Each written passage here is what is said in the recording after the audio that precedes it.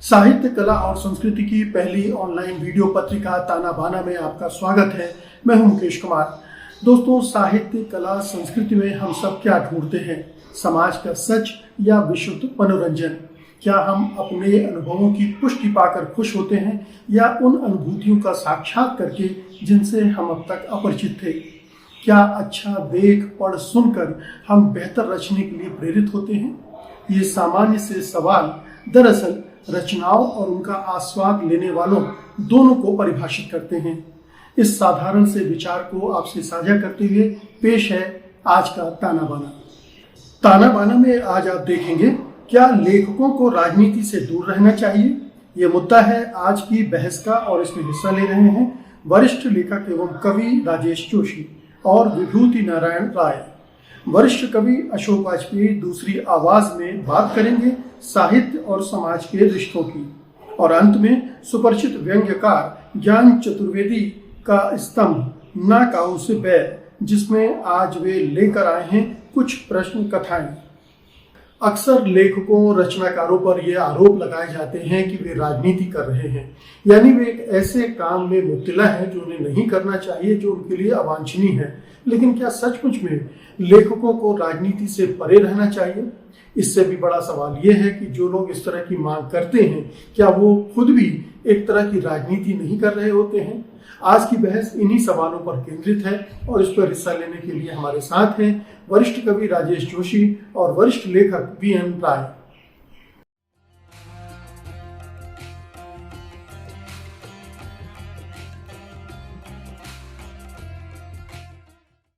ताना बाना में आप दोनों का स्वागत है। राजेश जी, सबसे पहला सवाल आपसे है। आप कवि हैं, कविताएं लिखिए, रचना पाठ कीजिए, चिंता कीजिए साहित्य की, लेकिन आप राजनीति क्यों करते हैं? राजनीति से आपका क्या लेना देना? मुझे लगता है कि राजनीति शब्द का जब हम उपयोग करते हैं तो अक्सर बहुत सीमित अर्थ में उसे अवमूल्यित कर लेते हैं, जबकि राजनीति का अर्थ बहुत व्यापक है। कहना चाहिए कि अपने समय और समाज को विश्लेषित करने वाली जो जीवन दृष्टि है वही उसकी राजनीति है। इसलिए नेरुदा ने कहा कि मेरी कविता ही मेरी राजनीति है। तो ये एक व्यापक दृष्टि है जो अपने समाज को विश्लेषित करने के लिए उपयोग होती है। चाहे आप कबीर को देखें, चाहे तुलसी को देखें, और यहाँ तक कि सूर में जब उद्धव और गोपियों का संवाद है, शहर और गांव को लेके और निर्गुण और सगुण को लेके, वो भी एक राजनीतिक दृष्टि ही है एक समय की। तो इसलिए राजनीति को हम बहुत व्यावहारिक किस्म की जो राजनीति होती है, दलगत राजनीति, वहां तक सीमित ना करें। राजनीति एक बहुत व्यापक जीवन दृष्टि है जिसके बिना कोई रचना संभव नहीं। जी, तो जीवन दृष्टि तक तो ठीक है, लेकिन जब रचनाकार सीधे राजनीति में हस्तक्षेप करने लगता है, राजनीतिक टिप्पणियां करने लगता है, तो क्या वो रचनाकार की जो लक्ष्मण रेखा है उसको लांघ रहा होता है? नहीं, मुझे लगता है कि ये अलग अलग तरह से हो सकता है। कबीर जिस तरह से अपने समय की उस पर टिप्पणियां कर रहे थे, अपने समय के सारे पाखंड पे, अपने समय के धर्म के पाखंड पे टिप्पणियां कर रहे थे, तो वो भी उस तरह की राजनीति थी जो उस समय के भी शासक जैसे भी रहे होंगे। या तुलसी बहुत जगह इस तरह के मस्जिद में सो, तो वो जब कह रहे हैं तो वो उसकी भी एक राजनीति है। आज के लोग इस राजनीति को अक्सर निगेट करेंगे कि जैसे तुलसी कह रहे हैं कि मेरे तो मस्जिद में सोना है और मुझे किसी से लेना देना नहीं है, ना मुझे अपनी बेटी को या बेटा ब्याहना है। तो जब मस्जिद में सो तब तुलसी कह रहे हैं, और आज के अगर राम भक्तों से पूछा जाए तो उन्हें तो इससे बड़ा ऐतराज होगा। तो हर काल में हर बड़े रचनाकार ने एक उसके पास एक राजनीतिक दृष्टि हमेशा होगी, और वो उस पर टिप्पणी भी करेगा जो उसके समय की सत्ता पर। आखिरकार कुंभन दास जब कह रहे हैं कि संतन को कहा सीकरी सो काम, आवत जात पनैया टूटी बिसर गयो हरिनाम, और जिनका मुख देखे दुख उपजत है उनको करबो पर सलाम। तो आखिरकार किसी सत्ता पे किसी सीकरी पे बकायदा कमेंट कर रहे हैं कुंभन दास।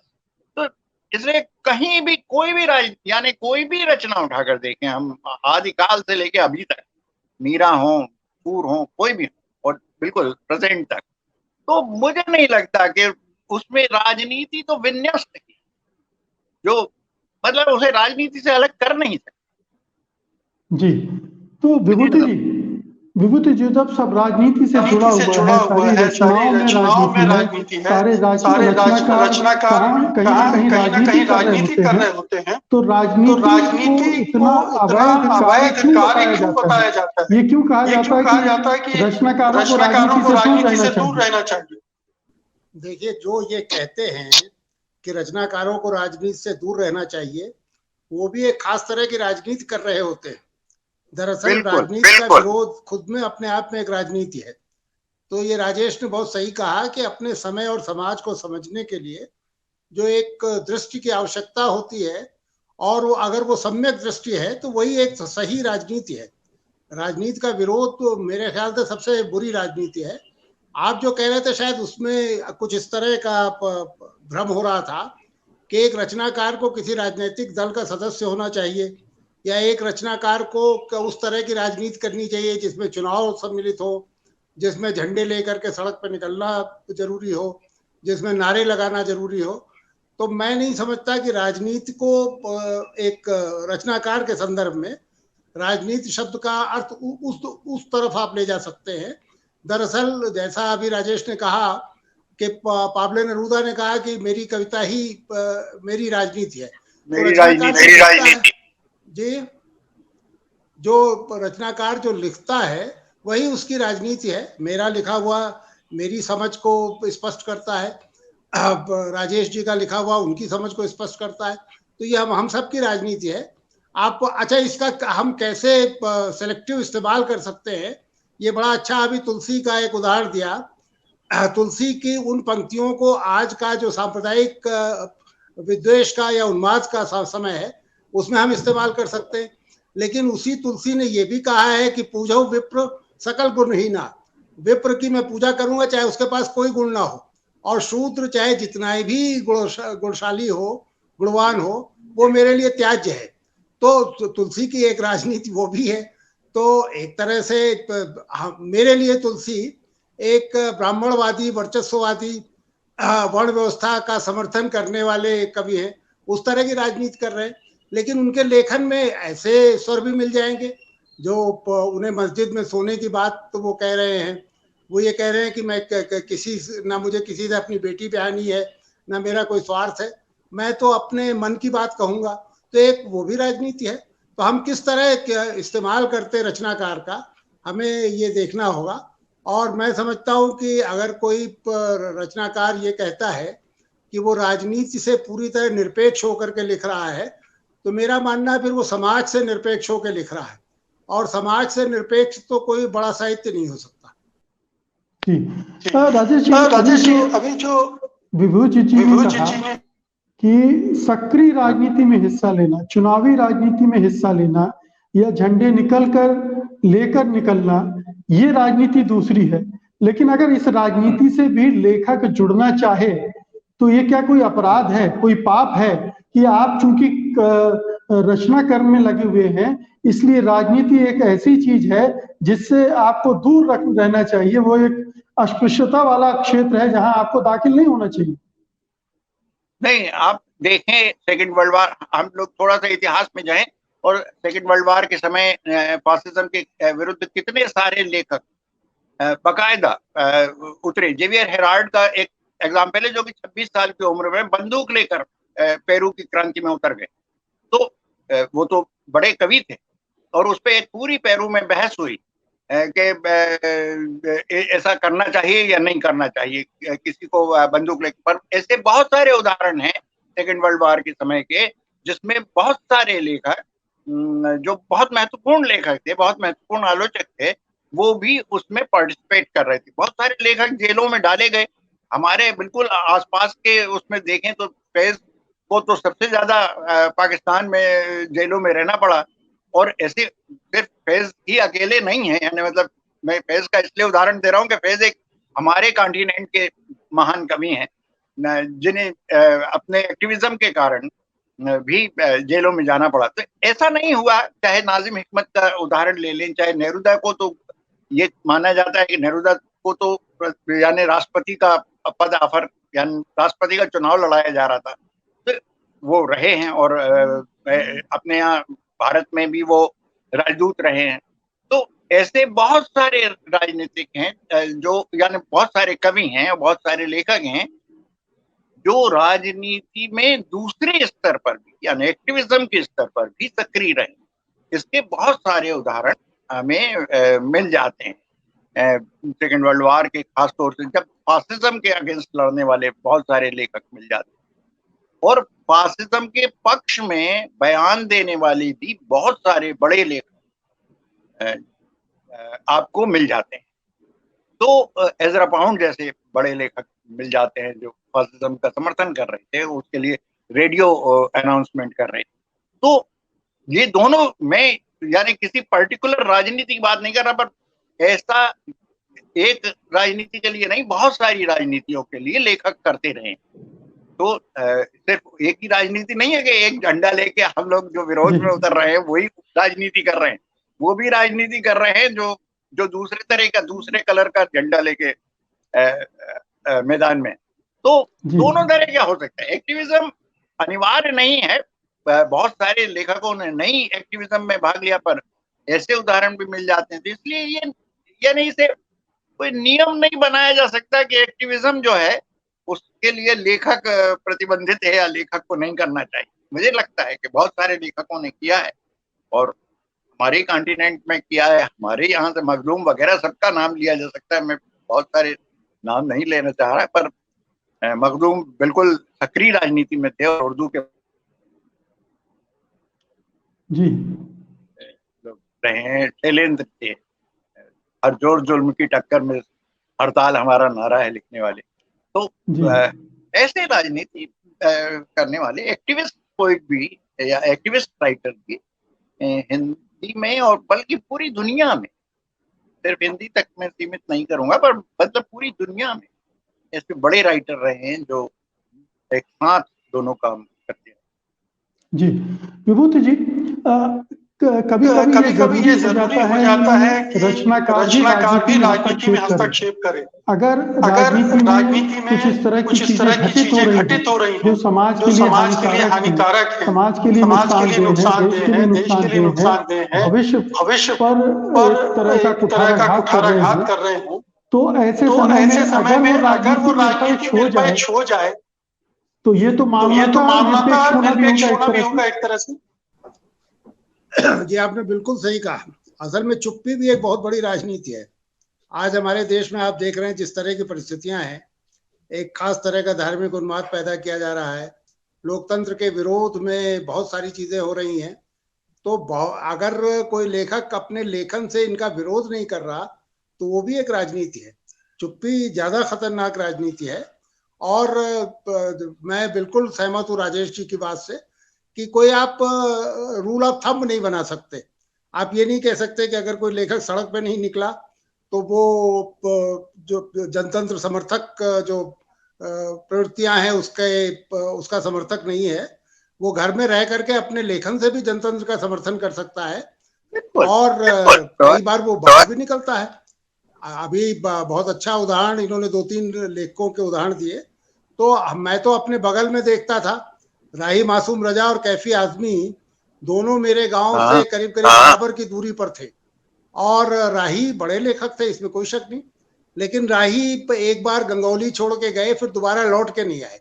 जबकि कैफी साहब जो शायद साहित्यकार के रूप में, रचनाकार के रूप में राही के बराबर उनको हैसियत ना हासिल हो, लेकिन कैफी साहब अपने गांव में आए। जब उन्हें फालिज मार गया था उसके बावजूद गांव में आए। गांव में आकर के उन्होंने बहुत काम किया, लड़कियों की शिक्षा के लिए, सड़क बनवाने से लेकर के और गांव वालों की समस्याओं को लेकर के। आजमगढ़ में छोटी लाइन थी, उसके लिए बाकायदा आंदोलन किया, बड़ी लाइन के लिए खुद बैठे रेलवे लाइन पे जाके। तो ये दोनों तरह के उदाहरण मेरे करीब ही मौजूद है। मैं किसी भी तरह के एक रूल ऑफ थंब में विश्वास नहीं करता कि जो अगर बाहर नहीं निकला, सड़क पे नहीं आया, तो वो एक बड़ा रचनाकार नहीं। घर पे रह करके भी, और एक या वो सही राजनीति नहीं कर रहा, घर पे रह करके अपने लेखन से भी वो सही राजनीति कर सकता है। जी जी।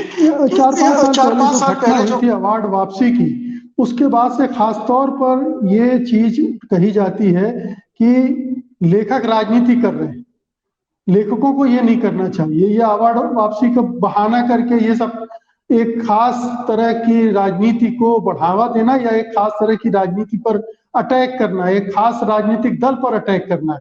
और वहां से शायद ये धारणा समाज में भी बढ़ने लगी कि लेखक समाज जो रचना कर्म में शामिल है वो राजनीति में दखल दे रहा है।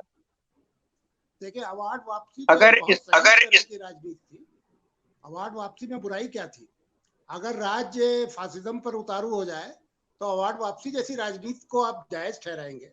तो मुझे नहीं लगता कि कोई गलत राजनीति थी। अगर उसे आप राजनीति कोई कह रहा है तो वो तो एक पॉजिटिव राजनीति थी। जी राजेश जी, आप कुछ कह रहे थे। मैं ये कह रहा था कि जो लोग इसका अवार्ड वापसी का विरोध करते हैं, उन्हें देखना चाहिए कि जलियांवाला बाग के कांड के बाद रविन्द्रनाथ टैगोर ने सबसे पहले सर की उपाधि को वापस किया, और उसके बाद अगर सिर्फ सूची बनाएं, यानी जो लोग थोड़ा सा इतिहास देख लें तो देखें कि कितने लेखकों ने अलग अलग मौकों पर अलग अलग कारणों से पद्मश्री और पद्म विभूषण के अवार्ड लौटाए, पद्म पुरस्कारों को लौटाया। कई लेखकों ने, कई संगीतकारों ने, कई बड़े रचनाकारों ने। तो ये कोई पहली घटना नहीं है, अवार्ड वापसी कोई पहली घटना नहीं है कि पहली बार ऐसा हुआ। सरकार के विरुद्ध, चाहे अंग्रेज सरकार, उपनिवेशवाद के दौर में भी अंग्रेज सरकार के विरुद्ध भी पुरस्कार वापसी की गई, और रविन्द्रनाथ टैगोर ने की। तो ये तो एक लंबी परंपरा है। में एक साथ अवार्ड वापसी पहली बार हुई थी, इक्का दुक्का होते रहे थे, लेकिन एकजुट। ठीक है कि एक ऐसी घटना हुई कि 3 बड़े लेखक, कलबुर्गी तो जबकि साहित्य अकेडमी अवार्डी थे, पानसरे और गौरी लंकेश और कलबुर्गी, इनकी हत्याएं हुई, और ये बिल्कुल स्पष्ट है कि कट्टरतावादी लोगों ने वो हत्याएं की, बाकायदा घोषित करके। तो 3 बड़े लेखकों की हत्या के विरोध में अगर लेखकों ने, और उस पे अगर साहित्य अकेडमी अपना फर्ज नहीं अदा कर रही, साहित्य अकेडमी कोई विरोध नहीं वो कर रही, उन्हें श्रद्धांजलि तक नहीं दे रही, यानी इससे ज्यादा बुरा क्या हो सकता है कि कलबुर्गी जो खुद साहित्य अकेडमी अवार्डी थे, उनको श्रद्धांजलि तक देने से इनकार कर दिया जब साहित्य अकेडमी ने। और जब सरकार ने इस तरह की हत्याओं और उसके बाद जो लिंचिंग शुरू हुई, उस पे जब बिल्कुल चुप्पी लगा ली सरकार ने, तो आखिरकार लेखकों ने ये काम किया, और फिर बड़े पैमाने पर बहुत सारे लेखक इसमें शामिल हुए। जी। तो ये तो स्वाभाविक था कि इतना भयानक ये कांड हुआ है कि उसमें ये होना एक बहुत ही स्वाभाविक चीज थी, मुझे लगता है। जी। और उसमें बहुत सारे लेखक इससे उलट है जी, कि जब साहित्यकार, रचनाकार, कलाकर्मी राजनीति में शामिल होता है तो उसका असर उसकी रचनाओं में पड़ता है। और कई बार रचनाएं राजनीतिक बयानबाजी बन के रह जाती है। क्या आपको ये खतरा दिखता है? क्या रचनाएं क्या बन के रह जाती? राजनीतिक बयानबाजी हो जाती है रचना। ऐसा होता है, बहुत बार ऐसा होता है। मैं इसके लिए एक उदाहरण देना चाहता हूँ। रिपीट हो रहा है जरा, इसको विभूति जी म्यूट कर लीजिए। तो माइकोवस्की एक बहुत बड़े उदाहरण है इस बात के कि पूरा एजिटप्रॉप थिएटर की अवधारणा के तहत उन्होंने ऐसा थिएटर लिखा उस क्रांति के दौर में और ऐसी कविताएं लिखी उस दौर में जो सीधे जनता को संबोधित हो सकती थी, जो सीधे जनता तक पहुंच सकती। एजिट प्राप्त थिएटर का मतलब ही ये था, यानी यहाँ कविता से अलग हटके मैं कहना चाहता हूँ कि थिएटर में जैसे नुक्कड़ नाटक का एक बड़ा अभियान, जिसमें सफदर हाशमी जैसे बहुत ही अद्भुत, बहुत महान कहना चाहिए नाटककार मारे गए, तो वो भी एजिट प्राप्त थिएटर कर रहे थे एक जनता को जागरूक करने के। तो आखिरकार इस तरह का थिएटर, इस तरह की रचना हो सकती है जो एक खास कालखंड में, एक खास समय में, जैसे स्वाधीनता संग्राम में झांसी की रानी जैसी कविता लिखी गई कि नहीं, या एक पुष्प की अभिलाषा जैसी कविता लिखी गई कि नहीं लिखी। तो बहुत सारी ऐसी कविताएं लिखी गई, या हड़तालों के समय में शैलेंद्र के जो गीत हैं वो देख सकते हैं, और बहुत सारे लोगों के पूरे 36 से जो आंदोलन शुरू हुआ प्रगतिवाद का, उसके बाद ऐसे बहुत सारे सुमन के यहाँ या शील जी के यहाँ ऐसे बहुत सारे गीत हमें मिल जाते हैं जो थोड़े लाउड हैं और थोड़े सीधे, जिसे आप कह सकते हैं कि राजनीतिक वो है। तो मुझे नहीं लगता कि, यानी लेनिन पे एक लंबी कविता लिखते हुए मायाकोव्स्की की एक पंक्ति आती है उसमें कि कविता को सुर्खीले नारे बन जाना है, या मुक्तिबोध कहते हैं कि कविता का पोस्टर हो जाना ही कविता है। तो जब मुक्तिबोध जैसा जटिल कवि कह रहा है कि कविता का पोस्टर हो जाना जरूरी है, तो ये देखना चाहिए कि एक ऐसे समय आते हैं पॉलिटिकली, या समाज के सामने ऐसे समय आते हैं जब, जो सार्थ ने कहा कि जनता तक जाने के लिए अगर एक दर्जा नीचे भी उतरना पड़े साहित्यिक मान्यताओं से, तो जरूरी ऐसा करना चाहिए, ये कहा है सार्थ ने। तो इसलिए मुझे नहीं लगता कि ये कोई ऐसा काम है कि जनता तक जाने के लिए अगर कोई आदमी कुछ ऐसी रचनाएं लिखी जाती जो सीधे, लोग जल्दी से कह देते हैं, हमारे कलावादी मित्र कह देते हैं कि ये तो नारेबाजी, तो नारे बन जाना भी किसी किसी समय में बहुत जरूरी होता है। जी, तो विभूति जी, ये कौन लोग हैं जो इसको हेय दृष्टि से देखते हैं, या इसे एक रचना करने के विरुद्ध गतिविधि के रूप में परिभाषित करते हैं कि अगर आप अपनी रचनाओं का इस्तेमाल एक तरह से राजनीति में हस्तक्षेप करने के लिए कर रहे हैं, तो ये एक नाजायज हरकत है। विभूति जी, देखिए, मैंने शुरू में ही कहा कि जो लोग राजनीति का विरोध करते हैं वो भी एक खास तरह की राजनीति करते हैं। जिस तरह आपने अवार्ड वापसी की बात की कि अवार्ड वापसी एक सामूहिक रूप में अवार्ड वापसी किसी राजनीतिक घटना की तरह लोगों को लगी, तो आप ये भी तो याद करिए कि बहुत सारे लोगों ने अवार्ड वापसी का विरोध किया, अपने अवार्ड वापस नहीं किए, वो भी तो राजनीति कर रहे थे। तो आप किस तरह की राजनीति कर रहे हैं, आप किसके साथ खड़े हैं? जो मुक्तिबोध पूछते थे पार्टनर तुम्हारी पॉलिटिक्स क्या है, तो ये तो एक राजनीति तो आपके हर तरह की रचनाशीलता में राजनीति है। मैं सिर्फ यहाँ आपसे सहमत हूँ कि कई बार ऐसा होता है कि हम देखिए, कोई भी रचना, कम से कम रचना तो हो, कोई कहानी या कविता, उसकी बुनियादी शर्त है कि वो कहानी हो, कविता हो। तो जहाँ सिर्फ नारेबाजी होती है वो तात्कालिक रूप से जरूर थोड़ा बहुत आपको प्रभावित कर लेती है, कुछ देर के लिए आप उससे कुछ देर के लिए जनता भी आंदोलित हो सकती है, लेकिन वो लंबी दौड़ में नहीं टिकती। वो जो बुनियादी शर्त है लेखन की कि उसमें रचनाशीलता होनी चाहिए। हमने देखा नक्सलवादी मूवमेंट जब चल रहा था उस समय बहुत कहानियां लिखी गई, बड़ी कविताएं लिखी गई, और वो हर कहानी कविता का अंत यही होता था कि मजदूर या किसान सड़क पे आ जाते थे और जमींदार की या मिल मालिक की हत्या कर देते थे और लाल झंडा फहरा देते थे। आज उन कहानियों कविताओं को कोई याद नहीं करता। तो जब तक आप देखिए, मुक्तिबोध एक बड़े कवि हैं, इसलिए मुक्तिबोध कह सकते हैं कि कविता को पोस्टर बन जाना चाहिए, क्योंकि उनके अंदर एक खास तरह की क्रिएटिविटी है। तो वो क्रिएटिविटी आपके लिए जरूरी है। ठीक है, कभी समय की ऐसी मांग होती है जहां हम कविता में या कहानी में सिर्फ नारेबाजी का सहारा लेते हैं, लेकिन वो लंबी दौड़ में नहीं टिकती। तो मेरा अपना मानना है कि कोई भी रचना, वो उसमें सबसे जरूरी जो बुनियादी शर्त है कि वो रचना तो हो, कोई कहानी हो, कविता हो, और वो कैसे एक कहानी बड़ी कहानी बन जाती है, कैसे एक कविता बड़ी कविता बन जाती है, ये तो फिर एक दूसरी तरफ बहस को ले जाना होगा। लेकिन कुल मिला करके मैं मानता हूं कि राजनीति से कोई भी कोई लेखक या किसी भी समय का लेखन बच नहीं सकता। और मैं ये भी मानता हूं कि राजनीति में लिप्त होते हुए भी, राजनीति को उचित महत्व देते हुए भी, कहीं ना कहीं रचनाशीलता भी जरूरी है, कहीं ना कहीं उसकी क्रिएटिविटी भी वहां दिखनी चाहिए, तभी वो रचना टिक पाती है।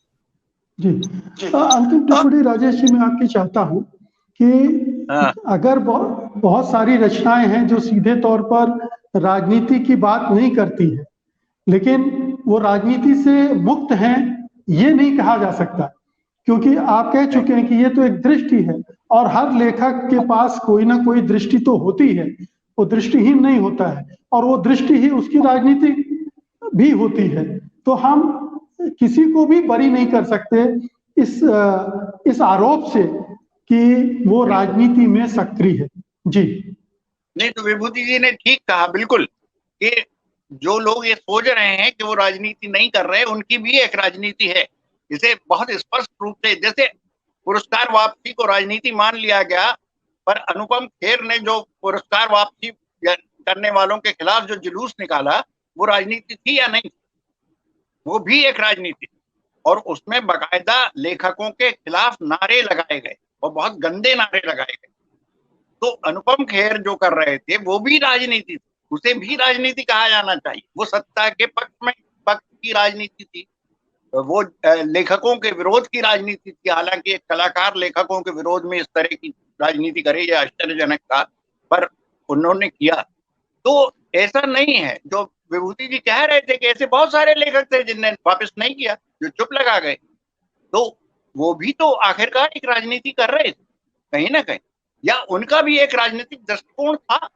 जो वापसी को गलत मान रहे थे, उनका भी एक दृष्टिकोण था। ऐसे बहुत सारे लोग हैं जो कोई सत्ता के पक्ष में नहीं थे, पर फिर भी पुरस्कार वापसी का विरोध कर रहे हैं बिना सत्ता का पक्ष लिए। जी, एक छोटा सा सवाल और, ये राजनीति निरपेक्ष दिखने की भी एक राजनीति है क्या? राजनीति निरपेक्ष दिखने की राजनीति तो बहुत ज्यादा है। बहुत सारे लोग ये अक्सर यदि ये कहते रहे हैं कि वो राजनीति से परे हैं, वो राजनीति से अलग हैं, पर वो भी एक राजनीति कर रहे हैं। परसाई जी ने बहुत साफ कहा था एक बार कि जो ये कहता है कि वो राजनीति से नहीं जुड़ा है, वो भी एक खास किस्म की राजनीति कर रहा है। तो ये तो राजनीति तो एक ऐसा शब्द नहीं है कि जिससे ये बरी कर दिए जाएं कि जो लोग सामने नहीं दिख रहे हैं वो बिल्कुल राजनीति से परे हैं। वो भी कहीं ना कहीं एक खास तरह की राजनीति कर रहे हैं। अब वो हो सकता है कभी सत्ता के पक्ष में हो, और ये भी हो सकता है कि कभी कभी जो किसी खास विचार के विरुद्ध जाएं तो भी एक राजनीति कर सकते हैं। ऐसा जरूरी नहीं कि हर विरोध में जाने वाला आदमी, यानी विरोध के विरोध में जाने वाला आदमी हर वक्त सत्ता के पक्ष में ही होगा, ये नहीं कहा जा सकता। पर ये है कि बहुत तरह से राजनीति हो सकती है, हर एक जीवन दृष्टि एक तरह की राजनीतिक दृष्टि है। तो इसलिए तो कुल मिला के ये कहा जा सकता है कि जो राजनीति कर रहे हैं या राजनीति जो नहीं कर रहे हैं वो भी राजनीति कर रहे हैं, और राजनीति से बाहर कुछ भी नहीं है। इसलिए राजनीति न करने की का जो पाखंड कर रहे हैं वो भी एक तरह की राजनीति में मुब्तला है, और उन्हें इससे बख्शा नहीं जा सकता है कि वो राजनीति करते हुए अपने आप को छिपा रहे हैं।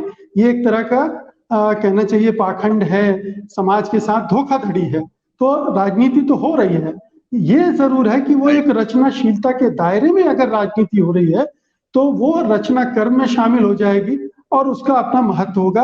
अन्यथा जो भी रचना संसार है उसको रचना का रचना होना तो अनिवार्य है। रचना का रचना होना, जो विभूति जी कह रहे थे कि ये इससे यानी राजनीति का ये अर्थ नहीं हो सकता कि राजनीति किसी भी कमजोर कविता को जस्टिफाई नहीं कर सकती जी। किसी भी कमजोर रचनाकार को, ना कमजोर रचना को जस्टिफाई नहीं करने का आधार राजनीति नहीं हो सकती। राजनीति आप जो भी कर रहे हैं, पर आपको कहीं ना कहीं रचना के जो आधार हैं, जो रचना के मूल्य हैं, जो रचना की जी रचना का सौंदर्य है, उस तक तो जाना ही होगा। बिना रचना के रचना हुए या श्रेष्ठ रचना हुए सिर्फ राजनीति से कोई आरक्षण नहीं मिल सकता साहित्य या जी कला में। जी। तो लेकिन आपने चूंकि राजनीति छेड़ उसके दिया लिए है इस नहीं। विषय को, इसलिए एक सवाल और करूंगा मैं आपसे। ये आरोप हाँ, अक्सर जरूर। लगता रहा है कि राजनीति की गोलबंदी की वजह से ऐसी रचनाओं को भी श्रेष्ठतर बताया जाता रहा है जो कि रचनाशीलता की कसौटियों पर अच्छी नहीं होती। तो ये राजनीतिक धड़ेबाजी, गोलबंदी, उनकी वजह के से भी एक तरह की राजनीति को प्रेरित किया जाता है, उसको सपोर्ट किया जाता है, दूसरी तरह की राजनीति को पीछे धकेला जाता है साहित्य के अंदर। देखिए, ये हो सकता है।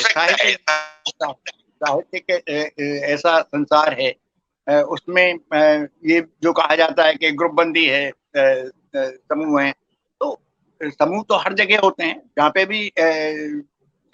पे भी मासेस होंगे, जहाँ पे भी लोग होंगे, वहाँ पे अपनी अपनी रुचि के हिसाब से कुछ लोग इकट्ठे हो जाएंगे, उनके समूह बन जाएंगे। चाहे राजनीति के दौर में उसमें देख लें, चाहे कला के उसमें देख लें, चाहे संगीत में देख लें, चाहे इवन पेंटिंग्स में देख लें, तो किसी भी जगह इस तरह के समूह बनते हैं अपनी अभिरुचि के आधार पर। तो सिर्फ उससे ये नहीं कहा जा सकता। और ये बिल्कुल हो सकता है कि क्योंकि एक दृष्टि नहीं है मूल्यांकन की दृष्टियां विभिन्न है। तो इसलिए हो सकता है कि एक किसी यानी कला के मर्मज्ञ के लिए ये बहुत संभव है कि उसे हुसैन छोटे आर्टिस्ट लगे या हुसैन आर्टिस्ट ना लगे या हुसैन की कला का वो विरोधी हो, जैसा कि बहुत सारे हुआ एक समय में हुसैन के खिलाफ जिस तरह के आंदोलन हुए हमारे देश में। पर हुसैन इससे छोटे नहीं होंगे। हुसैन एक बड़े कलाकार हैं, इसको जानने वाले, इसको समझने वाली भी एक दृष्टि है। तो कला के मूल्यांकन की कई दृष्टियां हो सकती, इसलिए ये नहीं कहा जा सकता कि एक दृष्टि से जो चीज श्रेष्ठ कही जा रही है वही वो है। समय एक बहुत बड़ा निर्णायक है, ये कहा गया है बार बार। तो बहुत सारे मूल्यांकन के बाद भी जिनको रामचंद्र शुक्ल बड़ा कह रहे थे, या जिन्हें प्रेमचंद बड़ा कह रहे थे, या जिसे निराला बड़ा कह रहे थे, वो आज उतने ही बड़े हमारे सामने नहीं नजर आते। तो ये हो सकता है, ये बहुत संभव है। प्रेमचंद के एक उपन्यास पे इलाचंद जोशी के भाई थे, आलोचक थे, उनका नाम मैं भूल गया हूँ, जोशी थे वो, और उन्होंने कहा कर्मभूमि उपन्यास लिखने के बजाय प्रेमचंद को कुछ और काम करना चाहिए, उपन्यासकार प्रेमचंद नहीं। तो ऐसे आलोचक उस समय भी थे। तो ये हमेशा रहेंगे, हमेशा होते हैं। तो ये संभव है कि एक दृष्टि तो हो नहीं सकती, अलग अलग दृष्टियों से हो सकता है। पर फिर भी कला की जो मिनिमम शर्तें हैं, विभूति जी कह रहे थे, मुझे लगता है कि कला की जो मिनिमम आवश्यकता है कि एक रचना के जो मिनिमम वो हैं उन पर खरा होना चाहिए। यानी रचना कहानी है तो कहानी होना चाहिए, कविता है तो कविता तो होना ही चाहिए, उसके बाद बाकी चीजें तो है ही। विभूति जी, इस पर आप एक छोटी सी टिप्पणी करना चाहेंगे? देखिए, राजेश जी और मैं दोनों लेखक संगठनों से जुड़े हैं। मुझे ये मानने में कोई शर्म नहीं है कि लेखक संगठनों ने भी कई बार बड़े औसत और कमजोर किस्म के रचनाकारों को बहुत बड़ा घोषित कर दिया। लेकिन इन्होंने एक बात बहुत सही कही कि समय सबसे बड़ा जज होता है। कौन सी रचना टिकी रहती है, इसके लिए जरूरी है कि उस रचना में वो सारे तत्व होने चाहिए जो एक किसी रचना को बड़ी रचना बनाते हैं। सिर्फ नारेबाजी से या सिर्फ कुछ आलोचकों के कह देने से, किसी लेखक संगठन के शोर मचा देने से क्षणिक तो आपको लाभ मिल सकता है, लेकिन लंबे समय तक आप तभी टिकेंगे जब आप सचमुच एक बड़े रचनाकार होंगे। तो ये खतरा जो है ये तात्कालिक होता है कि किसी बड़े रचनाकार को, किसी औसत रचनाकार को आप बड़ा रचनाकार कह दें। और प्रेमचंद का उदाहरण बहुत अच्छा इन्होंने दिया। प्रेमचंद के समय में ही प्रेमचंद घृणा का सिपाही इस तरह का घड़ा का प्रचारक, इस तरह का लेख सरस्वती में लिखा गया। लेकिन ये सारी चीजें समय के साथ, समय सबसे निर्मम निर्णायक है और मैं समझता हूं कि वो बहुत सही निर्णय करता है। बहुत बहुत शुक्रिया आप दोनों महानुभावों का आज की चर्चा में हिस्सा लेने के लिए। लेखक और राजनीति का रिश्ता कैसा होता है, क्यों होता है, क्या इससे परे भी कुछ हो सकता है, इस पर रोशनी डालने के लिए बहुत बहुत शुक्रिया। धन्यवाद। जाने माने कवि और संस्कृति कर्मी अशोक वाजपेयी मानते हैं कि झूठ के इस खटाटोप में ये जानना बहुत जरूरी है कि साहित्य का सच के साथ क्या रिश्ता है। वे सवाल पूछते हैं कि क्या साहित्य का सच अधूरा होता है और पाठक उसे पूरा करते हैं। पेश है उनका वीडियो स्तंभ, दूसरी आवाज।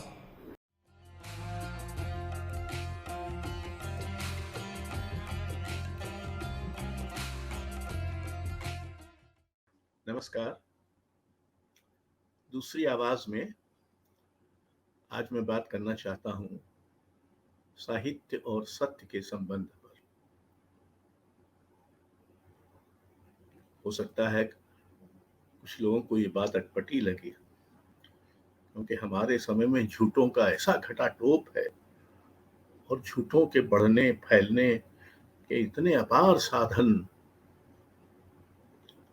पैदा हो गए हैं और झूठ इतना व्याप्त हो गया है कि सच लग सकता है। ऐसे में साहित्य में सच की बात करना मुझे जरूरी लगता है।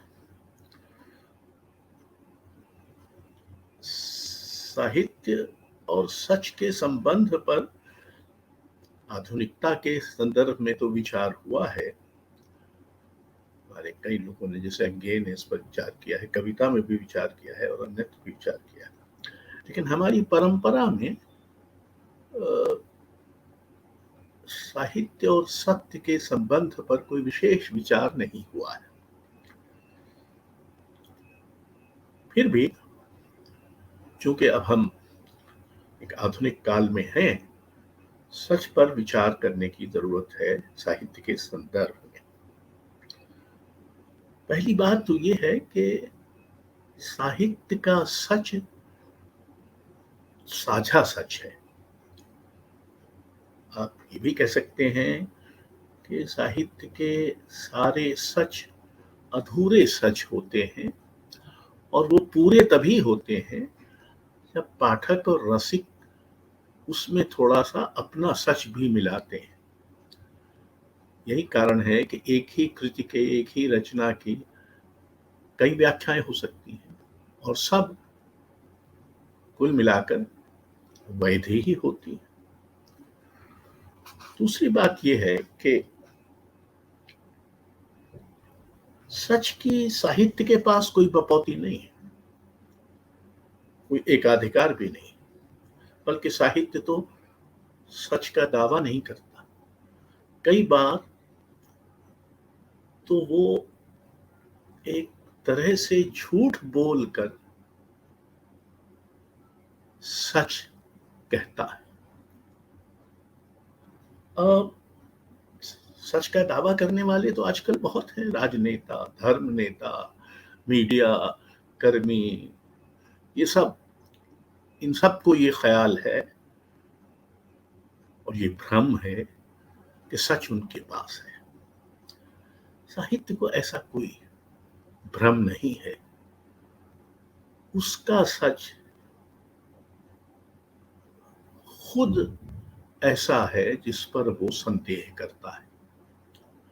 इतालो काल्वीनी बहुत प्रसिद्ध लेखक थे इटली के। उन्होंने कभी कहा था कि राजनीति को साहित्य से एक ही सबक सीखना चाहिए, अपने पर संदेह करना। राजनेता, धर्म नेता, अभिनेता, खिलाड़ी, ये जो नायक छवियां हैं हमारे समय की, इनमें से कोई अपने सच पर संदेह नहीं करता। उनको लगता है कि सच उनकी मुट्ठी में है और वो गर्व से और पूरी बेशर्मी से उसके होने का दावा करते हैं। साहित्य का सच ऐसा सच नहीं है, न साहित्य का ऐसा कोई दावा है। अब साहित्य पहचानता है कि सच की भी बहुलता है, कोई एक सच नहीं है। जो भी व्यक्ति या जो भी शक्तियां एक ही सच होने पर इसरार करती हैं, वो एक तरह से लोकतंत्र के विरुद्ध सक्रिय होती है, क्योंकि लोकतंत्र की भी बुनियादी मान्यता यही है कि सच अनेक हैं, विकल्प अनेक हैं और उनमें से आपको चुनाव करने की स्वतंत्रता है।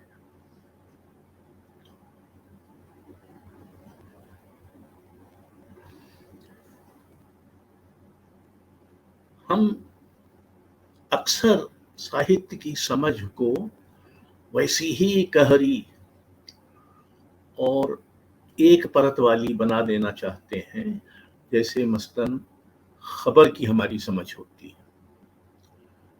खबर में मसलन ये कि खबर का सच क्या है, वो सच पहले ही व्यक्त कर देती है, अपने शीर्षक में ही, अपनी सुर्खियों में ही खबर का सच प्रकट हो जाता है। मसलन जैसे ये कि रामनवमी के दिन खरगोन में दंगे हुए और पुलिस ने लोगों के मकानों को बुलडोजर से ध्वस्त कर दिया। अब बाकी खबर जो होगी इसका खुलासा होगी। साहित्य का सच ऐसा सच नहीं होता। जैसा मैंने कहा, साहित्य का सच साझा सच है। उसमें जब आप अपना कुछ मिलाएंगे तभी वो सच बनेगा और एक तरह से अपनी सार्थकता प्राप्त करेगा, किसी तरह की पूर्णता प्राप्त करेगा।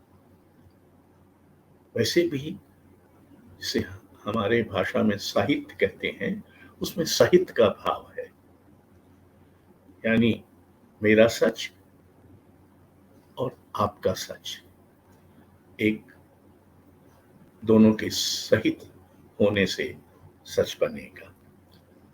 दूसरा, मसलन स्मृति और कल्पना दोनों जब साथ आएंगे तो फिर कुछ बनेगा। इसी तरह से भाषा और प्रयोग जब दोनों साथ आएंगे, सहित होंगे तो कुछ बनेगा। और ये बहुत जरूरी है कि साहित्य के पास वो लोग आए जो साहित्य को समझने पढ़ने की कोशिश करना चाहते हैं। वो लोग ना आए जिनके पास समय का बहुत अभाव है और जो कोशिश नहीं करना चाहते, जो चाहते हैं कि उनको समोसे की तरह साहित्य का सच मिल जाए और उनकी समझ में आ जाए और वो गप से उसको खा लें। ये संभव नहीं है। बहुत सारे और काम हैं दुनिया में अच्छे अच्छे, वो उनको करते रहें और मस्त और मगन रहें। साहित्य जब इस कदर झूठ बोला जा रहा हो कि वो लगभग सच लगने लगे, तब सच बोलने की हिम्मत करने का काम है। किसी स्पेनिश कवि ने कहा था कि कविता तुकों का मामला नहीं, साहस का मामला है।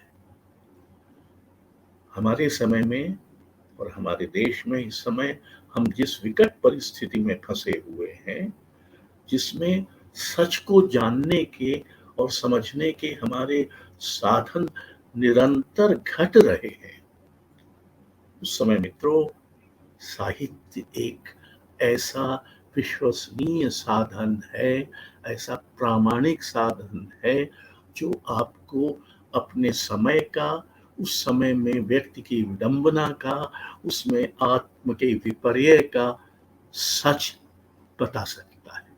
पर उसके लिए आपको कोशिश भी करनी होगी, थोड़ा धीरज भी रखना होगा और खुद भी अपने सच का सामना करने की ताप पैदा करनी होगी। सुविख्यात व्यंग्यकार डॉक्टर ज्ञान चतुर्वेदी व्यंग्य पैदा करने के लिए तरह तरह की युक्तियों का इस्तेमाल करते हैं। आज वे इसके लिए प्रश्नवाचक कथाओं का सहारा ले रहे हैं। इन कथाओं के केंद्र में हैं दंगे और दंगाई। पेश है उनका वीडियो स्तंभ ना काहू से बैर।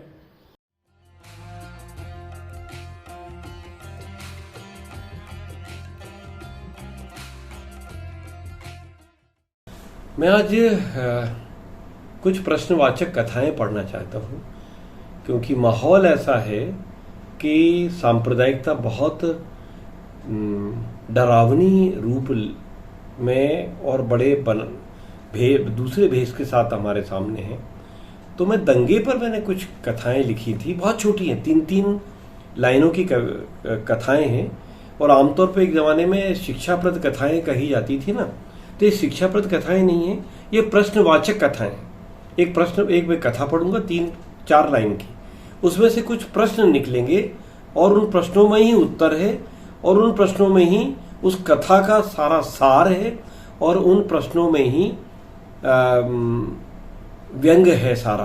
तो आप कथा सुनिए। नंबर 1, पहली कथा यूं है कि वो आधी रात में सुअर खोज रहे थे।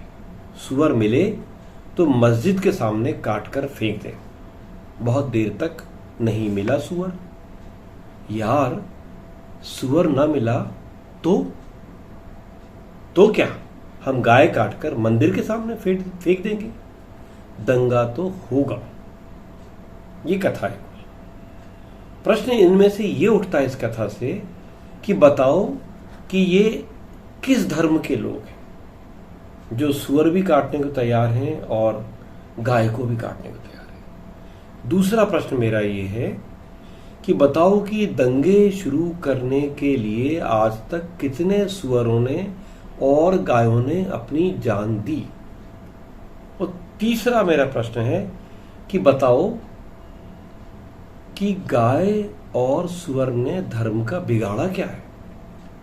और आखिरी प्रश्न है कि मान लो कि ईश्वर गाय और सुअर बनाना ही बंद कर दे, तब धर्म की रक्षा कैसे होगी। तो एक ये हुआ। अब दूसरा सुनिएगा, एक छोटी सी रचना है, फिर एक आखिरी रचना है। छोटा सा एक 3 लाइन की कथा है कि उन्होंने मंदिर में देर तक पूजा अर्चना की और उधर वे नमाज अता करके और अल्लाह का शुक्र मनाकर उठे और उठकर दोनों दंगा करने के लिए निकल गए। बस कथा इतनी है। दोनों ने अपने अपने आराध्यों की पूजा की और निकल गए। तो प्रश्न ये है, क्या दंगे ईश्वर की अनुमति से होते हैं? नंबर 2, भगवान है किसकी तरफ? नंबर 3 प्रश्न है, वह है भी ये कि नहीं है? चौथा प्रश्न, क्या ईश्वर मात्र एक अफवाह है केवल दंगे करने के लिए? और आखिरी प्रश्न कि ईश्वर ना होता तो आदमी किसके नाम पर लड़ता? एक तीसरी और आखिरी कथा है, छोटी सी कथा है। कथा यूं है कि शहर में सांप्रदायिक दंगा शुरू हुआ, अचानक हो गया। यहां वहां से खबरें आई, शटर गिरे, लोग बदहवास भागे और दंगा हो गया। सब बंद हो गया, शहर बंद हो गया, सब घरों में छुप गए। और ऐसे में ठुमक कर चलने वाला एक नन्हा सा बालक मुश्किल से तुतलाकर कुछ बोल पाए तो बोल ले, बस ऐसा बालक भटक गया गली में। कैसे भटक गया? अरे साहब, भटक गया, बच्चा है। जब शहर के बड़े बूढ़े तक भटक गए तो इसका तो क्या भटकना और क्या ना भटकना। मम्मी मम्मी तुतलाता रोता बदआवाज बच्चा चल पड़ा कि सामने से दंगाइयों की भीड़ आ गई उस बच्चे की तरफ। धर्म की समझ न रखने वाला वो नादान बच्चा अंकल अंकल कहकर दंगाइयों की तरफ ही चल पड़ा। उसे भ्रम है कि अंकल उसे गोद में उठाकर मां तक पहुंचा देंगे। तो प्रश्न 4 हैं या 5, इस बच्चे का क्या होगा? नंबर 2, प्रश्न है कि बच्चे को मारने के बाद दंगाई अपने घर लौटा कैसे। और तीसरा प्रश्न है कि बच्चे को मारने के बाद दंगाई वास्तव में कभी अपने घर लौट भी पाता है कि नहीं। और चौथा है कि दंगाई किसके अंकल होते हैं। और पांचवा है कि दंगाई किसी के अंकल क्यों नहीं होते। और आखिरी प्रश्न है मित्रों कि दंगे में जब बच्चा मारा जाता है तब ईश्वर जिंदा कैसे रह जाता है। धन्यवाद। ताना बाना में आज बस इतना ही। आज का अंक आपको कैसा लगा हमें जरूर बताइएगा। हमें आपकी प्रतिक्रियाओं का इंतजार रहता है। आप अपनी प्रतिक्रियाएं हमें tanabana@sathindi.com पर भेज सकते हैं। और अब हमें अनुमति दीजिए, अगले रविवार को रात 9 बजे मैं फिर हाजिर होऊंगा ताना बाना के एक और अंक के साथ। तब तक के लिए नमस्कार। सत्य हिंदी का ऐप डाउनलोड करें गूगल प्ले स्टोर पर।